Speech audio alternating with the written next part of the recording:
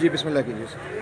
السلام ناظرین، روشنی پاکستان نیوز پر اس وقت بریکنگ نیوز یہ ہے کہ جسٹس قاضی فائز عیسیٰ کی نظر ثانی کی درخواست کا محفوظ شدہ فیصلہ سنا دیا گیا ہے۔ یہ وہ درخواست ہے جس میں انہوں نے اپنی نظر ثانی کی درخواست کی سماعت کے لیے لارجر بینچ اور وہی بینچ جس نے اوریجنل کیس سنا تھا تشکیل دینے کی سزا کی تھی۔ ہوا یہ تھا کہ جب نظر ثانی کی درخواست دائر کی گئی تو پہلا بینچ 2 ججز پر مشتمل تھا، جس میں سے 3 ججز نے پہلے فیصلے سے اختلاف کیا تھا۔ ان 3 ججز کو 9 رکنی بینچ میں شامل نہیں کیا گیا تھا۔ درخواست یہ کی گئی تھی کہ نظر ثانی کے لیے بھی وہی بینچ ہونا چاہیے جس نے اوریجنل درخواست کی سماعت کی ہے، ورنہ نظر ثانی ہو نہیں سکے گی۔ چھوٹا بینچ بڑے بینچ کے فیصلے کے خلاف فیصلہ دے نہیں سکتا اصولاً اور روایتاً اور قانوناً بھی شاید۔ لیکن آج جو محفوظ شدہ فیصلہ سنایا ہے 6 ججز نے، وہ بھی 5-1 کی اکثریت سے سنایا گیا ہے، اور اس میں یہ کہا گیا ہے کہ لارجر بینچ چیف جسٹس کی شابید ہے، معاملہ ان کو بھیجا جاتا ہے اور سیم بینچ بنانے کی استدعا پر مشتمل جو درخواست تھی وہ خارج کی جاتی ہے۔ لیکن یہ پھر ایک کنٹروورسی ہے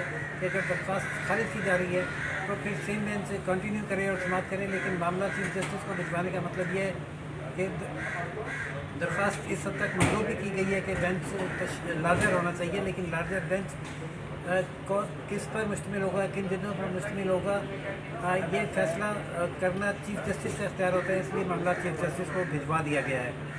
ناظرین، ابھی حال ہی میں ایک کیس ہوا جس میں وزیر اعظم کو فریق بنایا گیا تھا اور اس بینچ میں جسٹس قاضی فائز عیسیٰ شامل تھے۔ اس میں جسٹس گلزار نے یہ فیصلہ دیا کہ کیونکہ جسٹس قاضی فائز عیسیٰ وزیر اعظم کے خلاف فریق ہے، اس لیے انہیں بینچ میں شامل نہیں ہونا چاہیے اور انہیں وزیر اعظم کے خلاف مقدمات کی سماعت نہیں کرنا چاہیے۔ بالکل ایسا ہی موقف قاضی سرینا عیسیٰ نے بھی لیا ہوا ہے، اور انہوں نے کہا ہے کہ ہم نے جسٹس گلزار کو فریق بنایا ہوا ہے اور وہ جوڈیشل کونسل کے چیئرمین ہیں، انہیں سپریم جوڈیشل کونسل کا چیئرمین نہیں ہونا چاہیے۔ اب دیکھتے ہیں کہ لیکن اس میں مشکل یہ ہے کہ جو آئین کے تحت تشکیل ہے سپریم جوڈیشل کونسل کی، اس کے چیئرمین چیف جسٹس ہوتے ہیں اور دیگر ججز میں سینئر ججز شامل ہوتے ہیں۔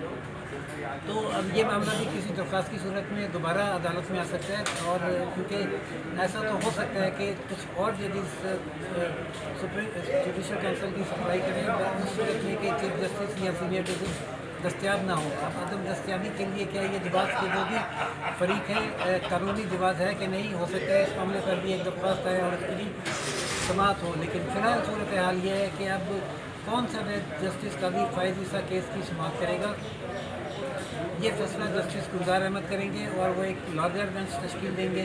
وہ لارجر بینچ کیا انہی سیم 9 ججز پر مشتمل ہوگا، یا 3 جج اور مختلف شامل کیے جائیں گے، یا وہ 7 ججز ہوں گے، یا وہ 11 ججز ہوں گے، یہ فیصلہ اب چیف جسٹس کی شابید ہے۔ جو بھی اپڈیٹ ہوگی ہم اس سے آپ کو آگاہ کرتے رہیں گے۔ تب تک کے لیے اجازت دیجیے۔ راشد بھی روشنی پاکستان نیوز سے لائک، سبسکرائب اور شیئر کرنا نہ بھولیے گا۔ اللہ حافظ۔